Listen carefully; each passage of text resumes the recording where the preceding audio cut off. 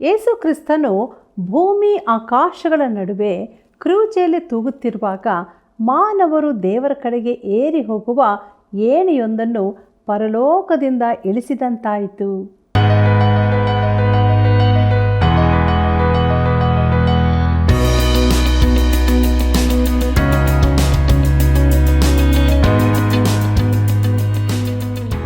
ಪ್ರೀತಿಯುಳ್ಳ ಆತ್ಮೀಯ ಮಿತ್ರರೇ, ನಿಮ್ಮೆಲ್ಲರಿಗೂ ತುಂಬ ಹೃದಯದ ವಂದನೆಗಳು. ಕೀರ್ತನೆ ಪುಸ್ತಕಗಳ ಅಧ್ಯಯನವು ನಮ್ಮ ಆತ್ಮೀಯ ಜೀವಿತಕ್ಕೆ ನೀಡುತ್ತಿರುವ ಆಶೀರ್ವಾದಗಳಿಗಾಗಿ ದೇವರಿಗೆ ಸ್ತೋತ್ರ ಸಲ್ಲಿಸೋಣ. ಇಂದಿನ ಅಧ್ಯಯನದಲ್ಲಿ ಕರ್ತನ ದಿವಾರೋಹಣವು ಎಷ್ಟು ಅಮೂಲ್ಯವಾದದ್ದು, ನರಕದ ಬಗ್ಗೆ ನಿಮ್ಮ ಅಭಿಪ್ರಾಯಗಳೇನು, ಕ್ರೂಜೆಯಲ್ಲಿ ಕ್ರಿಸ್ತನನ್ನು ದೇವರು ಕೈಬಿಟ್ಟನೋ? ಬನ್ನಿರಿ, ದೇವರ ವಾಕ್ಯಗಳ ಅಧ್ಯಯನದ ಮೂಲಕ ತಿಳಿದುಕೊಳ್ಳೋಣ. ನಮ್ಮ ಅಧ್ಯಯನವನ್ನು ಈಗ ಪ್ರಾರಂಭಿಸೋಣ. ಸೋಮಾರಿಯ ದಾರಿ ಮುಳ್ಳುಬೇಲಿ, ಯಥಾರ್ಥವಂತನ ಮಾರ್ಗ ರಾಜಮಾರ್ಗ. ಕರ್ತನಲ್ಲಿ ಪ್ರೀತಿಯುಳ್ಳ ಸಹೋದರ ಸಹೋದರಿಯರೇ, ನಮ್ಮ ರಕ್ಷಕನಾದ ಯೇಸು ಕ್ರಿಸ್ತನ ಅತಿ ಮಹಿಮೆಯ ನಾಮದಲ್ಲಿ ನಿಮ್ಮೆಲ್ಲರಿಗೂ ನನ್ನ ಹೃದಯಪೂರ್ವಕವಾದ ಪ್ರೀತಿಯ ವಂದನೆಗಳು. ದೇವರಿಗೆ ಮಹಿಮೆಯಾಗಲಿ. ಕೀರ್ತನೆ ಪುಸ್ತಕಗಳ ಅಧ್ಯಯನದಲ್ಲಿ ನಾವು ಮುಂದೆ ಸಾಗುತ್ತಾ ಇದ್ದೇವೆ.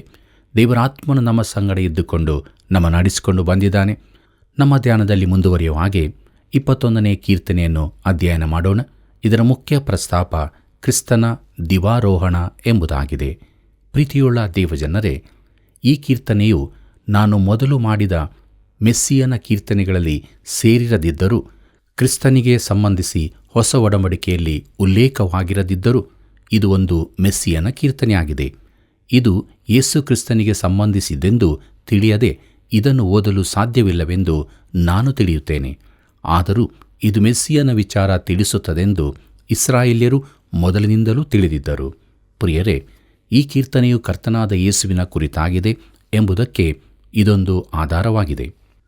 ಪ್ರೀತಿಯುಳ್ಳ ದೇವಜನರೇ, ದಿವಾರೋಹಣ ದಿನ ಇತ್ಯಾದಿಗಳನ್ನು ಆಚರಿಸುವ ಸಭೆಗಳು ಈ ಕೀರ್ತನೆಯನ್ನು ಉಪಯೋಗಿಸುತ್ತಿರುವುದು ಕುತೂಹಲದ ವಿಚಾರವಾಗಿದೆ. ಆಚರಣೆಯಲ್ಲಿ ಇದನ್ನು ಉಪಯೋಗಿಸುತ್ತಾರೆ.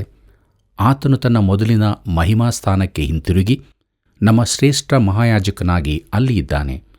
ನಂಬಿಕೆಯಲ್ಲಿ ಮೂಲಭೂತವಾದಿಗಳಾದ ನಾವು ಈ ದಿವಾರೋಹಣದ ಕುರಿತು ಹೆಚ್ಚು ಮಹತ್ವ ಕೊಡಲಿಲ್ಲವೆನ್ನುವುದು ನನಗೆ ಆಶ್ಚರ್ಯವಾಗಿ ತೋರುತ್ತದೆ. ನಾವು ಕ್ರಿಸ್ಮಸ್ ಅನ್ನು, ಪುನರುತ್ಥಾನ ಹಬ್ಬವನ್ನು, ಪಂಚಾಶತಮ ದಿನವನ್ನು ಆಚರಿಸುತ್ತೇವೆ. ಆದರೆ ಕ್ರಿಸ್ತನ ದಿವಾರೋಹಣವನ್ನು ಮರೆತು ಬಿಡುತ್ತೇವೆ. ನನಗಂತೂ ಅದು ಒಂದು ವಿಶೇಷವಾದ ದಿನವಾಗಿರುತ್ತದೆ. ಈ ಕೀರ್ತನೆ ಕರ್ತನ ದಿವಾರೋಹಣದ ಕುರಿತು ನಾವು ಯೋಚಿಸುವಂತೆ ಮಾಡುತ್ತದೆ. ಆತನನ್ನು ನಾವು ಪರಲೋಕದಲ್ಲಿ ಅರಸನಾಗಿರುವುದನ್ನು ನೋಡುತ್ತೇವೆ. ಆತನನ್ನು ತಿರಸ್ಕರಿಸಿದವರಿಗೆ ಬರಲಿರುವ ದಂಡನೆಯನ್ನು ನಾವು ನೋಡಲಿದ್ದೇವೆ. ಕೀರ್ತನೆ 21 1ನೇ ವಚನವನ್ನು ಗಮನಿಸಿರಿ. ಅಲ್ಲಿ ಹೀಗೆ ಬರೆದದೆ: ಯೆಹೋವನೇ, ನಿನ್ನ ಪರಾಕ್ರಮದಲ್ಲಿ ಅರಸನು ಸಂತೋಷಿಸುತ್ತಾನೆ, ನೀನು ಉಂಟುಮಾಡಿದ ಜಯಕ್ಕಾಗಿ ಎಷ್ಟೋ ಆನಂದ ಪಡುತ್ತಾನೆ ಎಂಬುದಾಗಿ. ಕರ್ತನಲ್ಲಿ ಪ್ರಿಯರೇ, ದಾವೀದನು ತನ್ನ ವೈಯಕ್ತಿಕ ಅನುಭವವನ್ನು ಹೇಳಿಕೊಳ್ಳುತ್ತಿದ್ದರೂ ಮೂಲ ವ್ಯಾಖ್ಯಾನವು ಕರ್ತನಾದ ಯೇಸು ಕ್ರಿಸ್ತನನ್ನೇ ಸೂಚಿಸುವಂಥದ್ದಾಗಿದೆ. ಅರಸನು ನಿನ್ನ ಪರಾಕ್ರಮದಲ್ಲಿ ಸಂತೋಷಿಸುತ್ತಾನೆ ಎಂಬುದಾಗಿ ನೋಡುವಾಗ, ಇಬ್ರಿಯರಿಗೆ ಬರೆದ ಪತ್ರಿಕೆ 12ನೇ ಅಧ್ಯಾಯ 2ನೇ ವಚನದಲ್ಲಿ ಕರ್ತನ ಕುರಿತು ಈ ರೀತಿಯಾಗಿ ಹೇಳಲ್ಪಟ್ಟಿದೆ: ಆತನು ತನ್ನ ಮುಂದೆ ಇಟ್ಟಿದ್ದ ಸಂತೋಷಕ್ಕೋಸ್ಕರ ಅವಮಾನವನ್ನು ಅಲಕ್ಷ್ಯ ಮಾಡಿ ಶಿಲುಬೆಯ ಮರಣವನ್ನು ಸಹಿಸಿಕೊಂಡು ದೇವರ ಸಿಂಹಾಸನದ ಬಲಗಡೆಯಲ್ಲಿ ಆಸನಾರೂಢನಾಗಿದ್ದಾನೆ ಎಂಬುದಾಗಿ. ಪ್ರಿಯರೇ, ನಮ್ಮ ಕರ್ತನು ನಮಗಾಗಿ ರಕ್ಷಣೆಯನ್ನು ಸಂಪಾದಿಸಿದರಲ್ಲಿ ಕಂಡುಕೊಂಡ ಸಂತೋಷವನ್ನು ಇದು ತಿಳಿಸುತ್ತದೆ. ತನಗೆ ಕೊಡಲ್ಪಟ್ಟ ಬಲ ಪರಾಕ್ರಮಗಳ ಕುರಿತು ಆತನು ಸಂತೋಷಿಸುತ್ತಾನೆ. ಆತನು ಪರಲೋಕಕ್ಕೆ ಹೋಗಿದ್ದಾನೆ. ದೂತರು, ಅಲ್ಲಿನ ಅಧಿಕಾರಿಗಳು ಆತನಿಗೆ ಅಧೀನವಾಗಿ ಮಾಡಲ್ಪಟ್ಟಿವೆ. ತನ್ನ ಮೂಲಕವಾಗಿ ದೇವರ ಬಳಿಗೆ ಬರುವವರನ್ನು ಸಂಪೂರ್ಣವಾಗಿ ರಕ್ಷಿಸಲು ಆತನು ಸಮರ್ಥನಾಗಿದ್ದಾನೆ. ಇಬ್ರಿಯರಿಗೆ ಬರೆದ ಪತ್ರಿಕೆ 7ನೇ ಅಧ್ಯಾಯ 25ನೇ ವಚನದಲ್ಲಿ ಇದನ್ನು ನಾವು ನೋಡುತ್ತೇವೆ. ಪ್ರಿಯರೇ, ಇದು ಒಂದು ಅದ್ಭುತವಾದ ಕೀರ್ತನೆಯಾಗಿದೆ.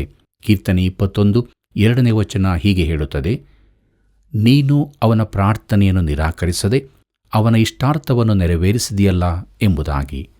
ಕರ್ತನಲ್ಲಿ ಪ್ರಿಯರೇ, ಯೋಹಾನು ಬರೆದ ಸುವಾರ್ತೆ 17ನೇ ಅಧ್ಯಾಯ 1ನೇ ವಚನದಲ್ಲಿ ಯೇಸು ತಂದೆಗೆ ಕೊನೆಯ ವರದಿಯನ್ನು ಒಪ್ಪಿಸುವಾಗ ಆತನು ಹೇಳಿದ್ದು: ತಂದೆಯೇ, ಕಾಲ ಬಂದದೆ, ನಿನ್ನ ಮಗನನ್ನು ಮಹಿಮೆಪಡಿಸು, ಆಗ ಮಗನು ನಿನ್ನನ್ನು ಮಹಿಮೆಪಡಿಸುವುದಕ್ಕಾಗುವುದು ಎಂಬುದಾಗಿ. ಪ್ರಿಯರೇ, ಈ ಪ್ರಾರ್ಥನೆಯಲ್ಲಿ ನಾವು ನೋಡುವಂತೆ ಕರ್ತನ ಎಲ್ಲ ದಿನಗಳು ಕೂಡ ನೆರವೇರಿಸಲ್ಪಡುತ್ತವೆ. ಇದು ದಿವಾರೋಹಣದ ಪ್ರಾರ್ಥನೆಯಾಗಿದೆ. ಆತನು ದೇವರ ಬಲಗಡೆಯಲ್ಲಿದ್ದಾನೆ. ನೀನು ಆತನ ಇಷ್ಟಾರ್ಥವನ್ನು ನೆರವೇರಿಸಿದೆಯಲ್ಲ. ಆತನು ಈ ಲೋಕದಲ್ಲಿರುವಾಗ ಹೀಗೆ ಹೇಳಬಲ್ಲವನಾಗಿದ್ದನು. ಯೋಹಾನ ಬರೆದ ಸುವಾರ್ತೆ 17ನೇ ಅಧ್ಯಾಯ 24ನೇ ವಚನ ಹೀಗೆ ಹೇಳುತ್ತದೆ, ತಂದೆಯೇ, ನೀನು ಯಾರನ್ನು ನನಗೆ ಕೊಟ್ಟಿಯೋ ಅವರು ನಾನಿರುವ ಸ್ಥಳದಲ್ಲಿ ನನ್ನ ಕೂಡ ಇದ್ದುಕೊಂಡು ಲೋಕವು ಹುಟ್ಟುವುದಕ್ಕಿಂತ ಮುಂಚೆಯೇ ನೀನು ನನ್ನನ್ನು ಪ್ರೀತಿಸಿ ನನಗೆ ಕೊಟ್ಟಿರುವ ಮಹಿಮೆಯನ್ನು ನೋಡಬೇಕೆಂದು ಇಚ್ಛಿಸುತ್ತೇನೆ ಎಂಬುದಾಗಿ. ಪ್ರಿಯರೇ, ಈ ಪ್ರಾರ್ಥನೆಯು ಮುಂದೆ ನಾವು ಆತನೊಂದಿಗಿರುವಾಗ ನೆರವೇರುತ್ತದೆ. ಇದನ್ನು ಸಾಧ್ಯವಾಗುವಂತೆ ಮಾಡಲಿಕ್ಕಾಗಿಯೇ ಆತನು ಈ ಲೋಕಕ್ಕೆ ಬಂದನು. ತನ್ನ ಮಗನ ಬಿನ್ಹವನ್ನು ತಂದೆಯು ತಿರಸ್ಕರಿಸಲಿಲ್ಲ. ಕೀರ್ತನೆ 21 4ರಿಂದ 6ನೇ ವಚನದವರೆಗೆ ಗಮನಿಸಿರಿ. ಅಲ್ಲಿ ನಾವು ಹೀಗೆ ನೋಡುತ್ತೇವೆ, ಅವನು ದೀರ್ಘಾಯುಷ್ಯವನ್ನು ಬೇಡಿಕೊಳ್ಳಲು ನೀನು ಯುಗಯುಗಾಂತರಗಳ ಆಯುಷ್ಯವನ್ನು ಅನುಗ್ರಹಿಸಿದ್ದಿ. ನಿನ್ನ ರಕ್ಷಣಾ ಕಾರ್ಯದಲ್ಲಿ ಅವನ ಘನತೆಯು ಬಹುವೃದ್ಧಿಯಾಯಿತು. ಮಹಿಮಾ ಪ್ರಭಾವಗಳನ್ನು ಅವನಿಗೆ ಬರಮಾಡಿದ್ದಿ. ಅವನಿಗೆ ಶಾಶ್ವತವಾದ ಸೌಭಾಗ್ಯ ನಿಧಿಯನ್ನು ದಯಪಾಲಿಸಿದ್ದಿ. ಅವನನ್ನು ನಿನ್ನ ಸನ್ನಿಧಿಯಲ್ಲಿ ಅತ್ಯಾನಂದಪಡಿಸಿದ್ದಿ ಎಂಬುದಾಗಿ. ಪ್ರೀತಿಯುಳ್ಳ ದೇವಜನರೇ, ಯೇಸು ಕ್ರಿಸ್ತನು ಅನೇಕರಿಗೋಸ್ಕರ ತನ್ನ ಪ್ರಾಣವನ್ನು ಈಡುಕೊಡುವುದಕ್ಕಾಗಿ ಈ ಲೋಕಕ್ಕೆ ಬಂದನು. ಭೂಲೋಕದಲ್ಲಿ ಆತನು ಅಪಮಾನವನ್ನು ಸಹಿಸಿದನು. ಆತನು ಆಗಾಗ ಪ್ರಾರ್ಥನೆಯಲ್ಲಿರುವುದನ್ನು ನೋಡುತ್ತೇವೆ. ಗೆತ್ಸೇಮನೆ ತೋಟದಲ್ಲಿ ಆತನು ಮನೋವೇದನೆಯನ್ನು ಅನುಭವಿಸಿದನು. ಕೀರ್ತನೆ 102 23-24ರಲ್ಲಿ ಹೀಗೆ ನೋಡುತ್ತೇವೆ, ಆತನು ದಾರಿಯಲ್ಲಿಯೇ ನನ್ನ ಬಲವನ್ನು ಕುಂದಿಸಿದ್ದಾನೆ, ನನ್ನ ಆಯುಷ್ಯವನ್ನು ಕಡಿಮೆ ಮಾಡಿಬಿಟ್ಟಿದ್ದಾನೆ. ಆದದರಿಂದ ನನ್ನ ದೇವರೇ, ಅರ್ಧಾಯುಷ್ಯದಲ್ಲಿಯೇ ನನ್ನನ್ನು ಒಯ್ಯಬೇಡ, ನಿನ್ನ ವರುಷಗಳು ತರತಲಾಂತರಕ್ಕೂ ಇರುತ್ತವೆ ಎಂಬುದಾಗಿ. ಪ್ರಿಯರೇ, ಆತನು ಜೀವಕ್ಕಾಗಿ ಬೇಡಿಕೊಂಡನು. ಯೌವನ ಪ್ರಾಯದಲ್ಲೇ ಸತ್ತನು. ಆತನಿಗೆ 33 ವರ್ಷ ಪ್ರಾಯವಾಗಿತ್ತು. ಆತನು ಪ್ರಾರ್ಥಿಸಿದನು, ತಂದೆಯೇ, ನಿನ್ನ ಚಿತ್ತವಿದ್ದರೆ ಈ ಪಾತ್ರೆಯನ್ನು ನನ್ನಿಂದ ತೊಲಗಿಸು. ಹೇಗೋ ನನ್ನ ಚಿತ್ತವಲ್ಲ, ನಿನ್ನ ಚಿತ್ತವೇ ಆಗಲಿ ಎಂದು. ಲೂಕನು ಬರೆದ ಸುವಾರ್ತೆ 22ನೇ ಅಧ್ಯಾಯ 42ನೇ ವಚನದಲ್ಲಿ ಇದನ್ನು ನಾವು ನೋಡುತ್ತೇವೆ. ಇಬ್ರಿಯರಿಗೆ ಬರೆದ ಪತ್ರಿಕೆ 5ನೇ ಅಧ್ಯಾಯ 7ನೇ ವಚನದಲ್ಲಿ ಹೀಗೆ ಬರೆದದೆ, ಕ್ರಿಸ್ತನು ತಾನು ಭೂಲೋಕದಲ್ಲಿದ್ದಾಗ ಮರಣಕ್ಕೆ ತಪ್ಪಿಸಿ ಕಾಪಾಡ ಶಕ್ತನಾಗಿರುವ ಆತನಿಗೆ ಬಲವಾಗಿ ಕೂಗುತ್ತಾ ಕಣ್ಣೀರನ್ನು ಸುರಿಸುತ್ತಾ ಪ್ರಾರ್ಥನೆ ವಿಜ್ಞಾಪನೆಗಳನ್ನು ಸಮರ್ಪಿಸಿ ದೇವರ ಮೇಲಣ ಭಕ್ತಿಯ ನಿಮಿತ್ತ ಕೇಳಲ್ಪಟ್ಟನು ಎಂಬುದಾಗಿ.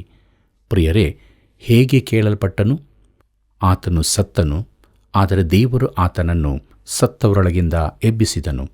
ಈಗ ಆತನು ಮಹಿಮೆಯುಳ್ಳ ಮಾನವ ಶರೀರದೊಂದಿಗೆ ನಿತ್ಯಕ್ಕೂ ಜೀವಿಸುವನಾಗಿದ್ದಾನೆ.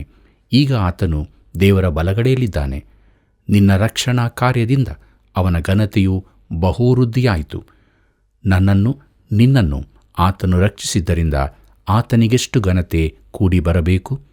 ಕೀರ್ತನೆ 21 7ನೇ ವಚನದಿಂದ 9ನೇ ವಚನದವರೆಗೆ ಗಮನಿಸಿರಿ. ಅಲ್ಲಿ ನಾವು ಹೀಗೆ ನೋಡುತ್ತೇವೆ, ಅರಸನು ಯೆಹೋವನಲ್ಲಿಯೇ ಭರವಸವಿಟ್ಟಿದ್ದಾನೆ. ಪರಾತ್ಮರನ ಕೃಪೆಯ ದೆಸೆಯಿಂದ ಅವನು ಕದಲುವುದೇ ಇಲ್ಲ. ಶತ್ರುಗಳೆಲ್ಲರೂ ನಿನಗೆ ಸಿಕ್ಕುವರು. ಭುಜಬಲದಿಂದ ನಿನ್ನ ಹಗೆಗಳನ್ನು ಹಿಡಿಯುವಿ. ನೀನು ಪ್ರತ್ಯಕ್ಷನಾಗುವಾಗ ಉರಿಯುವ ಕುಲುಮೆಯಂತಿದ್ದು ಅವರನ್ನು ಬೂದಿ ಮಾಡುವಿ. ಯೆಹೋವನು ಮಹಾಕೋಪದಿಂದ ಅವರನ್ನು ನಾಶ ಮಾಡುವನು. ಆತನ ಕೋಪಾಗ್ನಿ ಅವರನ್ನು ದಹಿಸಿಬಿಡುವುದು ಎಂಬುದಾಗಿ. ಕರ್ತನಲ್ಲಿ ಪ್ರಿಯರೇ, ಒಮ್ಮೆ ಒಬ್ಬನು ನನ್ನ ಬಳಿಗೆ ಬಂದು, ನಾನು ನರಕವನ್ನು ನಂಬುವುದಿಲ್ಲ ಎಂದನು. ನಾನು ಹೇಳಿದೆ, ನೀನು ಸತ್ಯವೇದಕ್ಕೆ ವಿರುದ್ಧವಾಗಿದ್ದಿ ಎಂದು ನಿನಗೆ ಗೊತ್ತಿದೆಯೋ ಎಂದು. ಅವನು ಹೇಳಿದ, ಚಿಂತಿಲ್ಲ, ಆದರೂ ನರಕ ಉಂಟೆಂದು ನಾನು ನಂಬುವುದಿಲ್ಲ ಎಂದು ಹೇಳಿದ. ಒಂದಲ್ಲ ಒಂದು ದಿನ ನೀನು ನಂಬುತ್ತಿ. ಅದು ಸತ್ಯವೆಂದು ನೀನು ತಿಳಿಯುವ ದಿನ ಬರುತ್ತದೆ. ನರಕವೆಂಬುದು ಖುಷಿಯ ಸಂಗತಿಯಲ್ಲ. ದೇವರು ನಾಶವಾಗುವವರಲ್ಲಿ ಸಂತೋಷಿಸುವುದಿಲ್ಲ. ದೇವರ ನ್ಯಾಯತೀರ್ಪು ವಿಚಿತ್ರವೆಂದು ಹೇಳಲ್ಪಟ್ಟಿದೆ. ಆತನ ಅದ್ಭುತ ಕೆಲಸವೆಂದರೆ ರಕ್ಷಣೆಯ ಕಾರ್ಯವೇ ಆಗಿದೆ. ಆತನು ರಕ್ಷಿಸಲು ಬಯಸುತ್ತಾನೆ. ನೀನು ಆತನ ರೀತಿಯಲ್ಲಿ ಆತನ ಬಳಿಗೆ ಬರುವುದಿಲ್ಲವಾದರೆ, ಆತನ ರಕ್ಷಣೆ ನಿನಗೆ ಬೇಡವಾದರೆ, ನಿನಗೆ ನ್ಯಾಯದಂಡನೆಯಲ್ಲದೆ ಬೇರೇನೂ ಸಿಗಲಾರದು. ಪ್ರೀತಿಯುಳ್ಳ ದೇವಜನರೇ, ನೀನು ಪ್ರತ್ಯಕ್ಷನಾಗುವಾಗ ಉರಿಯುವ ಕುಲುಮೆಯಂತಿದ್ದು ಅವರನ್ನು ಬೂದಿ ಮಾಡುವಿ ಎಂಬುದಾಗಿ ನೋಡುವಾಗ, ಯೆಹೋವನು ಮಹಾಕೋಪದಿಂದ ಅವರನ್ನು ನಾಶ ಮಾಡುವನು. ಆತನ ಕೋಪಾಗ್ನಿಯು ಅವರನ್ನು ದಹಿಸಿಬಿಡುವುದು. ಪ್ರಿಯರೇ, ಈ ವಚನವು ಸ್ಪಷ್ಟವಾಗಿದೆ. ಬೆಂಕಿ ಬೆಂಕಿಯೇ, ದಂಡನೆ ದಂಡನೆಯೇ. ಪ್ರೀತಿಯುಳ್ಳ ದೇವಜನರೇ, ಮುಂದಕ್ಕೆ ನೋಡೋಣ. ಕೀರ್ತನೆ 21 10ನೇ ವಚನದಿಂದ 13ನೇ ವಚನದವರೆಗೆ. ಅಲ್ಲಿ ಹೀಗೆ ಬರೆದದೆ: ನೀನು ಅವರನ್ನು ಸಂಹರಿಸಿ ಭೂಮಿಯ ಮೇಲೆ ಅವರ ಸಂತತಿಯೇ ಇಲ್ಲದಂತೆ ಮಾಡುವಿ. ಅವರ ವಂಶದವರು ಮನುಷ್ಯರೊಳಗೆ ಉಳಿಯುವುದೇ ಇಲ್ಲ. ಅವರು ತಂತ್ರೋಪಾಯಗಳನ್ನು ಕಲ್ಪಿಸಿ ನಿನಗೆ ಕೇಡನ್ನು ಮಾಡಬೇಕೆಂದು ಆಲೋಚಿಸಿದರೂ ಅದು ನಡೆಯುವುದಿಲ್ಲ. ನೀನು ನಿನ್ನ ಬಾಣಗಳನ್ನು ಬಿಲ್ಲಿಗೆ ಹೂಡಿ ಅವರ ಮುಖಗಳ ಮೇಲೆ ಎಸೆದು ಅವರು ಬೆನ್ನು ತೋರಿಸಿ ಓಡಿ ಹೋಗುವಂತೆ ಮಾಡುವಿ. ಯೆಹೋವನೇ, ಪರಾಕ್ರಮದಿಂದ ನಿನ್ನನ್ನು ಪ್ರಸಿದ್ಧಿಪಡಿಸಿಕೋ. ನಾವು ಗಾಯನ ಮಾಡುತ್ತಾ ನಿನ್ನ ಶೂರತ್ವವನ್ನು ಕೊಂಡಾಡುವೆವು ಎಂಬುದಾಗಿ. ಪ್ರೀತಿಯುಳ್ಳ ದೇವಜನರೇ, ಈ ಅದ್ಭುತವಾದ ಕೀರ್ತನೆಯಲ್ಲಿ ಕ್ರಿಸ್ತನ ಕ್ರೂಜೆ ಹಾಗೂ ಶ್ರಮೆಗಳನ್ನು ನೋಡುತ್ತೇವೆ. ಆತನು ಕ್ರೂಜೆಯನ್ನು ಸಹಿಸಿಕೊಂಡನು ತನ್ನ ಮಂದಿರದಲ್ಲಿರುವ ಸಂತೋಷಕ್ಕೋಸ್ಕರ ಎಂಬುದಾಗಿ ನೋಡುವಾಗ ಆತನ ಪ್ರಾರ್ಥನೆಗಳಿಗೆ ಉತ್ತರ ಸಿಕ್ಕಿರುತ್ತದೆ. ಅರಸನು ಈಗ ಪರಲೋಕದಲ್ಲಿದ್ದಾನೆ. ಆತನಲ್ಲಿ ಮಹಿಮೆ ಘನತೆಗಳಿಂದ ಕೂಡಿರುವುದನ್ನು ನಾವು ಕಾಣುತ್ತೇವೆ. ಅಲ್ಲಿ ಆತನು ತನ್ನ ಜನರಿಗಾಗಿ ಇದ್ದಾನೆ. ಆತನಲ್ಲಿ ವರ್ಣಿಸಲಾರದ ಸಂತೋಷದಿಂದಿದ್ದು ತನ್ನ ಸ್ಥಾಪನೆ ಹಾಗೂ ರಾಜತ್ವದ ಮಹಿಮೆಗಾಗಿ ಎದುರು ನೋಡುತ್ತಿದ್ದಾನೆ. ಕರ್ತನಲ್ಲಿ ಪ್ರಿಯರೇ, ಯೇಸು ಕ್ರಿಸ್ತನ ಇನ್ನೊಂದು ಚಿತ್ರಣವನ್ನು ನಿಮ್ಮ ಮುಂದಿಡುತ್ತೇನೆ. ಮೊದಲ ಸಲ ಆತನು ಈ ಲೋಕಕ್ಕೆ ಬಂದಾಗ ದುಃಖ ಸಂಕಟಗಳಿಂದ ಕೂಡಿದವನಾಗಿದ್ದನು. ಆತನ ಪ್ರತಿಯೊಂದು ಚಿತ್ರದ ಮುಖಭಾವ ಗಂಭೀರವಾಗಿರುವುದು ಕಾಣುತ್ತದೆ ಎಂದು ಒಬ್ಬರು ಹೇಳಿದ್ದಾರೆ. ಪ್ರಿಯರೇ, ಕ್ರಿಸ್ತನ ಚಿತ್ರಗಳ ಕುರಿತು ನಾನು ತಲೆ ಕೆಡಿಸುವುದಿಲ್ಲ. ಆತನು ಚಿತ್ರದಲ್ಲಿರುವಂತೆ ಇಲ್ಲವೆಂಬುದನ್ನು ತಿಳಿದಿದ್ದೇನೆ. ಆತನು ದೇವರ ಬಲಗಡೆಯಲ್ಲಿ ಆಸನಾರೂಢನಾಗಿದ್ದಾನೆ. ಆತನ ಹೃದಯ ಸಂತೋಷದಿಂದ ತುಂಬಿದೆ. ಆ ಹರ್ಷವನ್ನು ನಿನಗೂ ನನಗೂ ಕೊಡಬೇಕೆಂದಿದ್ದಾನೆ.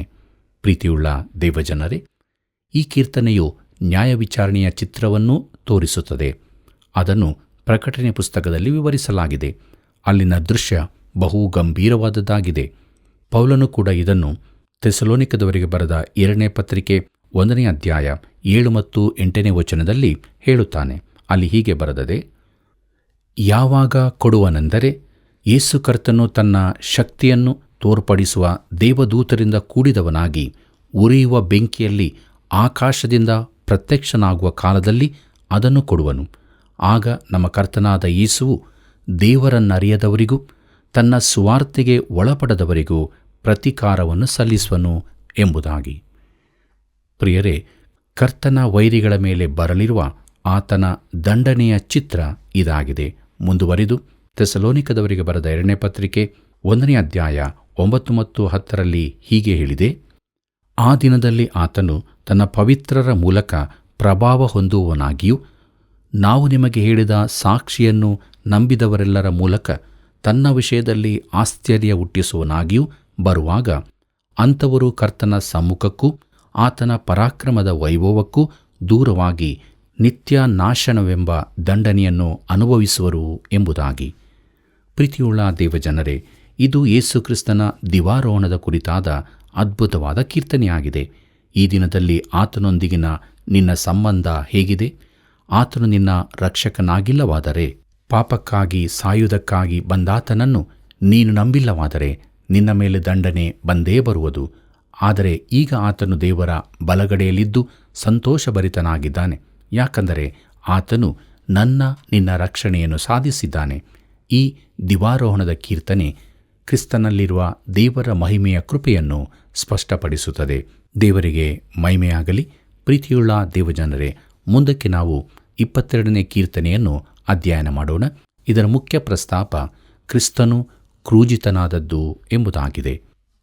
ಪ್ರೀತಿಯುಳ್ಳ ಸಹೋದರ ಸಹೋದರಿಯರೇ, ಸತ್ಯವೇದದಲ್ಲಿನ ಅನೇಕ ಭಾಗಗಳನ್ನು ಕೈಗೆತ್ತಿಕೊಳ್ಳಲು ನನಗೆ ಸಾಮರ್ಥ್ಯವಿಲ್ಲವೆಂಬುದಾಗಿ ನಾನು ಭಾವಿಸುತ್ತೇನೆ.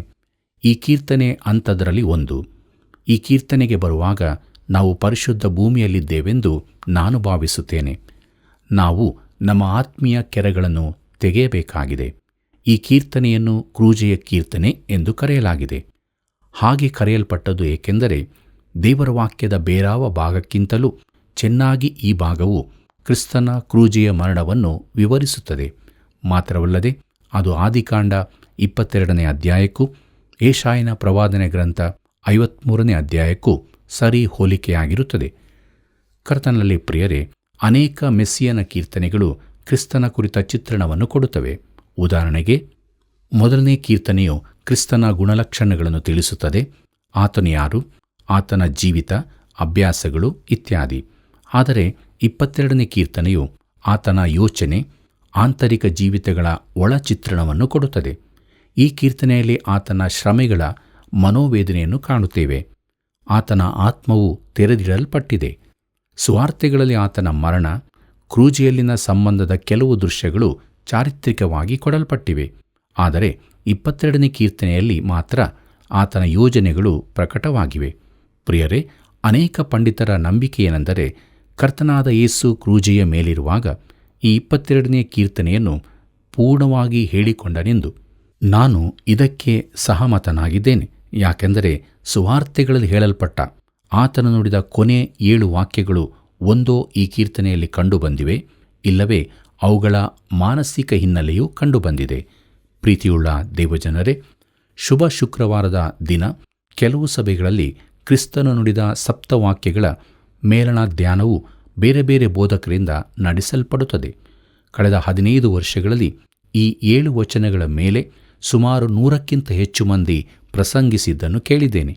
ಪ್ರತಿಯೊಬ್ಬನು ಹೇಗೆ ಅದನ್ನು ವಿವರಿಸುತ್ತಾನೆಂದರೆ, ಅದು ಒಂದು ಆತ್ಮಿಕ ಔತಣದಂತೆ ಇದೆ. ಪ್ರತಿ ಸಾರಿಯೂ ಹೊಸ ಹೊಸ ವಿಚಾರಗಳು ಕೇಳಲಾಗುತ್ತದೆ. ಇಲ್ಲಿ ಒಂದೇ ಸಂದೇಶದಲ್ಲಿ ಎಲ್ಲ 7 ಮಾತುಗಳನ್ನು ಧ್ಯಾನಿಸುವುದಕ್ಕೆ ನಾವು ಪ್ರಯತ್ನಿಸೋಣ ಮತ್ತು ಕ್ರೂಜೆಯ ಕೆಳಗಡೆ ನಿಂತು ಆತನ ಮಾತುಗಳನ್ನು ಕೇಳುವ ಬದಲು ನಾವು ಆತನೊಂದಿಗೆ ಕ್ರೂಜೆಯಲ್ಲಿ ನೇತಾಡಲಿದ್ದೇವೆ. ಕ್ರಿಸ್ತನ ಕ್ರೂಜೆಯ ಮರಣವನ್ನು ಹೊಸ ದೃಷ್ಟಿಕೋನದಿಂದ ನೋಡಲಿದ್ದೇವೆ. ಆತನೊಂದಿಗೆ ಕ್ರೂಜೆಯ ಕೆಳಗಡೆ ಇರುವವರನ್ನು ನಾವು ದೃಷ್ಟಿಸಲಿದ್ದೇವೆ. ಆತನು ಕ್ರೂಜೆಯಲ್ಲಿ ತೂಗುತ್ತಿರುವಾಗ ಆತನ ಹೃದಯ ಮನಸ್ಸುಗಳಲ್ಲಿ ಏನು ನಡೆಯಿತು ಎಂಬುದನ್ನು ನೋಡೋಣ. ಪ್ರಿಯರೇ, ಲೋಕದ ಪಾಪಗಳಿಗಾಗಿ ಆತನು ಯಜ್ಞಾರ್ಪಿತನಾಗುವಾಗ ಆತನ ಆತ್ಮದ ಸ್ಥಿತಿ ಏನಾಗಿತ್ತು? ಭೂಮಿ ಆಕಾಶಗಳ ನಡುವೆ ಆತನು ತೂಗುತ್ತಿರುವಾಗ ಮಾನವರು ದೇವರ ಕಡೆಗೆ ಏರಿ ಹೋಗುವ ಏಣಿಯೊಂದನ್ನು ಪರಲೋಕದಿಂದ ಇಳಿಸಿದಂತಾಗಿದೆ. ಪ್ರೀತಿಯುಳ್ಳ ಸಹೋದರ ಸಹೋದರಿಯರೇ, ಪಾಪವನ್ನೇ ಅರಿಯದ ಆತನು ನಮಗಾಗಿ ಪಾಪ ಸ್ವರೂಪಿಯಾಗಿ ಮಾಡಲ್ಪಟ್ಟ ಆ ಕ್ರೂಜೆಯಲ್ಲಿ ನಾನು ನೀನು ಇದ್ದೆವು. ಪಾಪ ಜ್ಞಾನವಿಲ್ಲದ ಆತನನ್ನು ನಮಗೋಸ್ಕರ ಪಾಪ ಸ್ವರೂಪಿಯಾಗ ಮಾಡಿದನು ಎಂಬುದಾಗಿ ಪೌಲನು ಕೊರಿಂಥದವರಿಗೆ ಬರೆದ 2ನೇ ಪತ್ರಿಕೆ 5ನೇ ಅಧ್ಯಾಯ 21ನೇ ವಚನದಲ್ಲಿ ನೋಡುತ್ತೇವೆ. ಕರ್ತನಲ್ಲಿ ಪ್ರಿಯರೇ, ಕ್ರೂಜೆಯಲ್ಲಿ ಆತನು ಸಾಯುವಾಗ ನಾವು ನಂಬಿಕೆಯ ಮೂಲಕ ಆತನೊಂದಿಗಿದ್ದೆವು. ಪೇತ್ರನು ಹೀಗೆ ಬರೆಯುತ್ತಾನೆ. ಪೇತ್ರನು ಬರೆದ 1ನೇ ಪತ್ರಿಕೆ 2ನೇ ಅಧ್ಯಾಯ 24ನೇ ವಚನದಲ್ಲಿ, ನಾವು ಪಾಪದ ಪಾಲಿಗೆ ಸತ್ತು ನೀತಿವಂತರಾಗಿ ಜೀವಿಸುವಂತೆ ಆತನು ನಮ್ಮ ಪಾಪಗಳನ್ನು ತಾನೇ ತನ್ನ ದೇಹದಲ್ಲಿ ಹೊತ್ತುಕೊಂಡು ಮರಣದ ಕಂಬವನ್ನು ಏರಿದನು. ಆತನ ಬಾಸುಂಡೆಗಳಿಂದ ನಿಮಗೆ ಗುಣವಾಯಿತು ಎಂಬುದಾಗಿ. ಅಂದರೆ ನಾವು ಪಾಪವೆಂಬ ರೋಗದಿಂದ ಗುಣ ಹೊಂದಿದ್ದು. ಪ್ರೀತಿಯುಳ್ಳ ದೇವಜನರೇ, ಮುಂದಕ್ಕೆ ನೋಡೋಣ. ನನ್ನ ದೇವರೇ, ನನ್ನ ದೇವರೇ, ಯಾಕೆ ನನ್ನನ್ನು ಕೈಬಿಟ್ಟಿದ್ದೀ ಎಂಬುದಾಗಿ. ಪ್ರಿಯರೇ, 22ನೇ ಕೀರ್ತನೆಯು ದೇವರಿಂದ ಕೈಬಿಡಲ್ಪಟ್ಟ ಈ ಒಂಟಿ ಮಾನವನ ಅಸಹಾಯಕ ಕೂಗಿನೊಂದಿಗೆ ಆರಂಭವಾಗುತ್ತದೆ. ಕೀರ್ತನೆ 22 1ನೇ ವಚನವನ್ನು ಗಮನಿಸಿರಿ. ಅಲ್ಲಿ ಹೀಗೆ ಬರೆದದೆ, ನನ್ನ ದೇವರೇ, ನನ್ನ ದೇವರೇ, ಯಾಕೆ ನನ್ನನ್ನು ಕೈಬಿಟ್ಟಿದ್ದಿ? ನೀನು ಯಾಕೆ ನನಗೆ ಸಹಾಯ ಮಾಡದೆಯೂ ನನ್ನ ಕೂಗನ್ನು ಕೇಳದೆಯೂ ದೂರವಾಗಿದ್ದೀ ಎಂಬುದಾಗಿ. ಪ್ರೀತಿಯುಳ್ಳ ದೇವಜನರೇ, ಆತನು ದೇವರಿಂದ ಕೈ ಬಿಡಲ್ಪಟ್ಟಿದ್ದನೆಂಬ ನಿಜವಾದ ಕಹಿಯಾದ ಸತ್ಯವನ್ನು ಕಡಿಮೆಯಾಗಿ ತೋರಿಸುವ ಪ್ರಯತ್ನಗಳು ನಡೆದಿವೆ. ಕರ್ತನಲ್ಲಿ ಪ್ರಿಯರೇ, ದೇವಸೇವಕರಾದ ಡಾಕ್ಟರ್ ವರ್ನನ್ ಮ್ಯಾಗಿಯವರು ಹೀಗೆ ಹೇಳುತ್ತಾರೆ. ಯೇಸು ಕೈ ಬಿಡಲ್ಪಟ್ಟಿರಲಿಲ್ಲವೆಂದು ಸ್ಥಳೀಯ ಸೇವಕರು ಬರೆದಿರುವ ಒಂದು ಲೇಖನ ನನ್ನ ಕೈಯಲ್ಲಿದೆ. ಏಲಿ ಏಲಿ ಲಾಮಾ ಸಬಕ್ತಾನಿ ಎಂಬ ಮಾತನ್ನು ಅವರು ನನ್ನ ದೇವರೇ, ನನ್ನ ದೇವರೇ, ಇದಕ್ಕಾಗಿಯೇ ನಾನು ಇಡಲ್ಪಟ್ಟಿದ್ದೇನೆ ಎಂದು ಭಾಷಾಂತರಿಸಲು ಪ್ರಯತ್ನಿಸಿದ್ದಾರೆ. ಯಾವುದೋ ಒಂದು ಭಾಷಾಂತರದ ಆಧಾರದಿಂದ ಅವರು ಇದನ್ನು ಬರೆದಿದ್ದಾರೆ. ಆದರೆ ಅದು ಶುದ್ಧವಾದ ಭಾಷಾಂತರವಲ್ಲ. ಅದನ್ನು ಯಾವ ಬೋಧಕರೂ ಉಪಯೋಗಿಸುತ್ತಿಲ್ಲ. ಆರಂಭದಿಂದಲೇ ದುರ್ಬೋಧನೆಗೊಳಗಾದ ಯಾರೋ ಈ ಭಾಷಾಂತರವನ್ನು ಮಾಡಿರುತ್ತಾರೆ. ಪ್ಯಾಲೆಸ್ತೇನಿನ ಆಗಿನ ಆಚಾರ ಪದ್ಧತಿಗಳ ಮೇಲೆ ಬೆಳಕು ಚೆಲ್ಲುವುದಷ್ಟೇ ಅದು ಮಾಡುವ ಕೆಲಸವಾಗಿದೆ. ಈ ಕಾರಣಕ್ಕಾಗಿ ಮಾತ್ರವೇ ನಾನು ಅದನ್ನು ಕೆಲವು ಸಂದರ್ಭದಲ್ಲಿ ಉಪಯೋಗಿಸಿದ್ದೇನೆ. ಮೂಲ ಇಬ್ರಿಯ, ಗ್ರೀಕ್, ಅರಮಾಯ ಭಾಷೆಗಳಲ್ಲಿ ಸ್ಪಷ್ಟವಾಗಿ ಯೇಸು ದೇವರಿಂದ ಕೈ ಬಿಡಲ್ಪಟ್ಟದ್ದು ಬರೆದಿರುತ್ತದೆ ಎಂಬುದಾಗಿ. ಕರ್ತನಲ್ಲಿ ಪ್ರಿಯರೇ, ಆರಂಭದಿಂದಲೂ ನಾನು ಒತ್ತಿ ಹೇಳುವ ಅಂಶವೇನೆಂದರೆ ಇಲ್ಲಿ ಯೇಸುವಿನ ಮಾನವ ಶ್ರಮೆಗಳ ದಾಖಲೆ ಇರುತ್ತದೆ ಎಂಬುದೇ. ಆತನು ಮನುಷ್ಯನಾಗಿ ಅಲ್ಲಿ ನೇತಾಡುತ್ತಿದ್ದನು. ಆತನು ದೇವರ ಕುರಿಮರಿ, ಲೋಕದ ಪಾಪವನ್ನು ನಿವಾರಣೆ ಮಾಡುವವನು. ಯೋಹಾನ ಬರೆದ ಸುವಾರ್ತೆ 1ನೇ ಅಧ್ಯಾಯ 29ನೇ ವಚನದಲ್ಲಿ ಇದನ್ನು ನಾವು ನೋಡುತ್ತೇವೆ. ಇಬ್ರಿಯರಿಗೆ ಬರೆದ ಪತ್ರಿಕೆಯಲ್ಲಿ ಇದರ ಕುರಿತಾಗಿ ಹೆಚ್ಚಿನ ಬೆಳಕು ದೊರೆಯುತ್ತದೆ. ದೇವದೂತರಿಗಿಂತ ಸ್ವಲ್ಪ ಕಡಿಮೆಯಾಗಿ ಮಾಡಲ್ಪಟ್ಟ ಒಬ್ಬಾತನು, ಅಂದರೆ ದೇವದೂತರಿಗಿಂತ ಸ್ವಲ್ಪ ಕಡಿಮೆ, ಹೌದು, ಮನುಷ್ಯನಾಗಿ ಮಾಡಲ್ಪಟ್ಟವನು, ಅಂದರೆ ಯೇಸುವು ಪ್ರಭಾವವನ್ನು, ಮಾನವನ್ನು ಕಿರೀಟವಾಗಿ ಹೊಂದಿರುವುದನ್ನು ನಾವು ನೋಡುತ್ತೇವೆ. ಮೃತಪಟ್ಟದರಿಂದಲೇ ಮಾನ ಪ್ರಭಾವಗಳನ್ನು ಹೊಂದಿದನು. ಇಬ್ರಿಯರಿಗೆ ಬರೆದ ಪತ್ರಿಕೆ 2ನೇ ಅಧ್ಯಾಯ 9ನೇ ವಚನದಲ್ಲಿ ಇದನ್ನು ನಾವು ನೋಡುತ್ತೇವೆ. ಪ್ರಿಯರೇ, ಇದನ್ನೇ ನಾವು ಇಲ್ಲಿ ನೋಡುತ್ತಿದ್ದೇವೆ. ಪರಲೋಕದ ಮಹಿಮೆಯನ್ನು ತ್ಯಜಿಸಿ ಮನುಷ್ಯನಾಗಿ ಬಂದವನು ದೇವರನ್ನು ಪ್ರಕಟಿಸುವುದಕ್ಕಾಗಿ ಆತನು ಮನುಷ್ಯನಾದನು. ಅದಕ್ಕಿಂತಲೂ ಹೆಚ್ಚಾಗಿ ಮಾನವನನ್ನು ವಿಮೋಚಿಸುವುದಕ್ಕಾಗಿ ಆತನು ಮನುಷ್ಯನಾದನು. ಇಬ್ರಿಯರಿಗೆ ಬರೆದ ಪತ್ರಿಕೆ 2ನೇ ಅಧ್ಯಾಯ 14ನೇ ವಚನ ಹೀಗೆ ಹೇಳುತ್ತದೆ: ಇದಲ್ಲದೆ ಮಕ್ಕಳು ರಕ್ತ ಮಾಂಸಧಾರಿಗಳಾಗಿರುವುದರಿಂದ ಆತನು ಅವರಂತೆ ಆದನು. ತನ್ನ ಮರಣದಿಂದಲೇ ಮರಣಾಧಿಕಾರಿಯನ್ನು, ಅಂದರೆ ಸೈತಾನನನ್ನು ಅಡಗಿಸಿ ಬಿಡುವುದಕ್ಕೂ ಮರಣ ಭಯದ ದೆಸೆಯಿಂದ ತಮ್ಮ ಜೀವಮಾನದಲ್ಲೆಲ್ಲ ದಾಸತ್ವದೊಳಗಿದ್ದವರನ್ನು ಬಿಡಿಸುವುದಕ್ಕೂ ಅವರಂತೆ ರಕ್ತ ಮಾಂಸಧಾರಿಯಾದನು ಎಂಬುದಾಗಿ. ಕರ್ತನಲ್ಲಿ ಪ್ರೀತಿಯುಳ್ಳ ಸಹೋದರ ಸಹೋದರಿಯರೇ, ತನ್ನ ಜೀವಿತದಿಂದಾಗಿ ಆತನು ಯಾರನ್ನೂ ರಕ್ಷಿಸಲಿಲ್ಲ. ಆತನ ಪ್ರಾಯಶ್ಚಿತ್ತ ಯಜ್ಞವೇ ರಕ್ಷಿಸುವಂತಾದು. ಇಬ್ರಿಯರಿಗೆ ಬರೆದ ಪತ್ರಿಕೆ 2ನೇ ಅಧ್ಯಾಯ 15 ಮತ್ತು 16ನೇ ವಚನದಲ್ಲಿ ಹೀಗೆ ನೋಡುತ್ತೇವೆ: ಮರಣ ಭಯದ ದೆಸೆಯಿಂದ ತನ್ನ ಜೀವಮಾನದಲ್ಲೆಲ್ಲ ದಾಸತ್ವದೊಳಗಿದ್ದವರನ್ನು ಬಿಡಿಸುವುದಕ್ಕೂ ಅವರಂತೆ ರಕ್ತ ಮಾಂಸಧಾರಿಯಾದನು. ಆತನು ದೇವದೂತರನ್ನು ಹಿಡಿದವನೆಂದು ಬರೆದಿಲ್ಲ, ಅಬ್ರಹಾಮನ ಸಂತತಿಯನ್ನು ಕೈ ಹಿಡಿದಿದ್ದಾನಷ್ಟೇ ಎಂಬುದಾಗಿ ನೋಡುತ್ತೇವೆ. ಪ್ರಿಯರೇ, ತಾನೇ ಶೋಧಿಸಲ್ಪಟ್ಟು ಬಾಧೆಯನ್ನು ಅನುಭವಿಸಿರುವುದರಿಂದ ಶೋಧಿಸಲ್ಪಡುವವರಿಗೆ ಸಹಾಯ ಮಾಡುವುದಕ್ಕೆ ಶಕ್ತನಾಗಿದ್ದಾನೆ ಎಂಬುದಾಗಿ ಇಬ್ರಿಯರಿಗೆ ಬರೆದ ಪತ್ರಿಕೆ 2ನೇ ಅಧ್ಯಾಯ 18ನೇ ವಚನದಲ್ಲಿ ಓದುತ್ತೇವೆ. ಕರ್ತನಲ್ಲಿ ಪ್ರಿಯರೇ, ಮಾನವನಾದ ಯೇಸು ಕ್ರಿಸ್ತನನ್ನು ಕ್ರೂಜೆಯಲ್ಲಿ ಪರಿಪೂರ್ಣ ಮಾನವನಾಗಿ ನೋಡುತ್ತೇವೆ. ಆತನು ದೇವರನ್ನು ಆತುಕೊಳ್ಳಲು ಕಲಿತಿದ್ದನು. ತಾನು ಮಾಡಿದ್ದೆಲ್ಲದರಲ್ಲಿ ದೇವರ ಮೇಲೆ ಭರವಸೆ ಬಿಟ್ಟಿದ್ದನು. ನಾನು ಆತನಿಗೆ ಮೆಚ್ಚುಗೆಯಾದದ್ದನ್ನೇ ಮಾಡುತ್ತೇನೆ ಎಂಬುದಾಗಿ ಆತನು ಹೇಳಿದ್ದನ್ನು ಯೋಹಾನ ಬರೆದ ಸುವಾರ್ತೆ 8ನೇ ಅಧ್ಯಾಯ 29ನೇ ವಚನದಲ್ಲಿ ನಾವು ಓದುತ್ತೇವೆ. ಕರ್ತನಲ್ಲಿ ಪ್ರಿಯರೇ, ಆದರೆ ಅಲ್ಲಿ ಆ ಅಸಹಾಯಕ ಸ್ಥಿತಿಯಲ್ಲಿ ಆತನು ದೇವರಿಂದ ಕೈ ಬಿಡಲ್ಪಟ್ಟನು. ಮಾನವರಲ್ಲಿ ಆಗಲಿ ದೇವರ ಕಡೆಯಾಗಲಿ ಆತನು ಸಹಾಯಕ್ಕಾಗಿ ಎಲ್ಲಿಗೂ ತಿರುಗಲಿಕ್ಕಾಗಲಿಲ್ಲ. ಎಲ್ಲಿಂದಲೂ ಸಹಾಯ ಬರುವಂತೆ ಇರಲಿಲ್ಲ.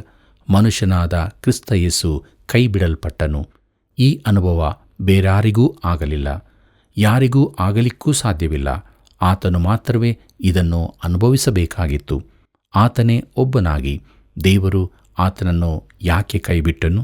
ಪ್ರಿಯರೇ, ಮುಂದಿನ ಕಾರ್ಯಕ್ರಮದಲ್ಲಿ ಈ ವಿಚಾರವನ್ನು ನಾವು ಇನ್ನೂ ಸ್ಪಷ್ಟವಾಗಿ ಅಧ್ಯಯನ ಮಾಡಲಿಕ್ಕಿದ್ದೇವೆ.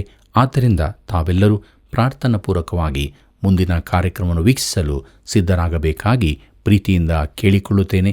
ಕರ್ತನಲ್ಲಿ ಪ್ರಿಯರೇ, ದೇವರು ನಮ್ಮ ಸಂಗಡ ಇರುವುದಾದರೆ ನಮ್ಮೆಲ್ಲ ಪರಿಸ್ಥಿತಿಗಳಲ್ಲಿ ನಾವು ಜಯವನ್ನು ಹೊಂದಿಕೊಳ್ಳಲು ಸಾಧ್ಯವಾಗುತ್ತದೆ.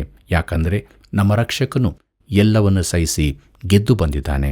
ಆದ್ದರಿಂದ ನಮ್ಮ ಜೀವಿತದ ಎಲ್ಲ ಸ್ಥಿತಿಗತಿಗಳಲ್ಲೂ ಯೇಸು ಕ್ರಿಸ್ತನನ್ನೇ ದೃಷ್ಟಿಸುತ್ತಾ ಆತನ ವಾಕ್ಯವನ್ನು ಹಿಡಿದವರಾಗಿ ನಂಬಿಕೆಯಲ್ಲಿ ಜೀವಿಸೋಣ.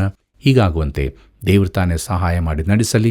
ಕರ್ತನ ಕೃಪೆಯು ಸದಾ ನಿಮ್ಮ ಸಂಗಡ ಇರಲಿ. ಪ್ರಿಯರೇ, ಯೇಸು ಕ್ರಿಸ್ತನು ಪರಲೋಕದಲ್ಲಿದ್ದಾನೆ. ದೂತರು ಸಮಸ್ತವು ಆತನಿಗೆ ಅಧೀನ ಮಾಡಲ್ಪಟ್ಟಿದೆ. ಆತನ ಮೂಲಕ ದೇವರ ಬಳಿಗೆ ಬರುವವರನ್ನು ಸಂಪೂರ್ಣವಾಗಿ ರಕ್ಷಿಸಲು ಆತನು ಸಮರ್ಥನಾಗಿದ್ದಾನೆ. ಆತನೇ ಮಾರ್ಗವೂ ಸತ್ಯವೂ ಜೀವವೂ ಆಗಿದ್ದಾನೆ. ಆದುದರಿಂದ ನಾವೆಲ್ಲರೂ ನಮ್ಮನ್ನು ಯೇಸು ಕ್ರಿಸ್ತನಿಗೆ ಒಪ್ಪಿಸಿಕೊಟ್ಟವರಾಗಿ ಆತನ ಮಾರ್ಗದಲ್ಲಿ ನಡೆದು ಆತನ ಮೂಲಕ ಪರಲೋಕ ರಾಜ್ಯವನ್ನು ಸೇರುವಲ್ಲಿ ದಿನಾಲೂ ವಾಕ್ಯದ ಪ್ರಕಾರ ಜೀವಿಸೋಣ. ಬನ್ನಿ ಈಗ ನಾವು ಪ್ರಾರ್ಥನೆಯನ್ನು ಮಾಡೋಣ.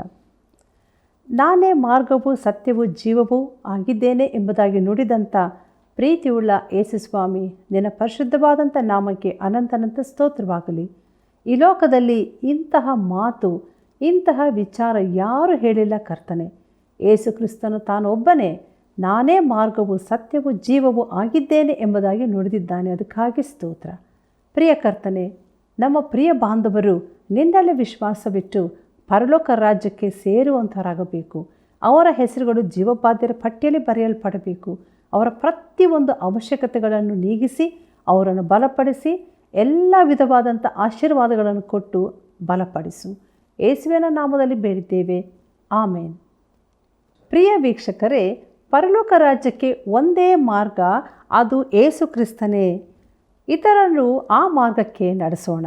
ಸೇವೆಗಾಗಿ ಪ್ರಾರ್ಥಿಸಿರಿ, ತಪ್ಪದೇ ಕರೆ ಮಾಡಿರಿ. ಮತ್ತೆ ಭೇಟಿಯಾಗೋಣ. ನಿಮ್ಮೆಲ್ಲರಿಗೂ ಪ್ರೀತಿಯ ವಂದನೆಗಳು.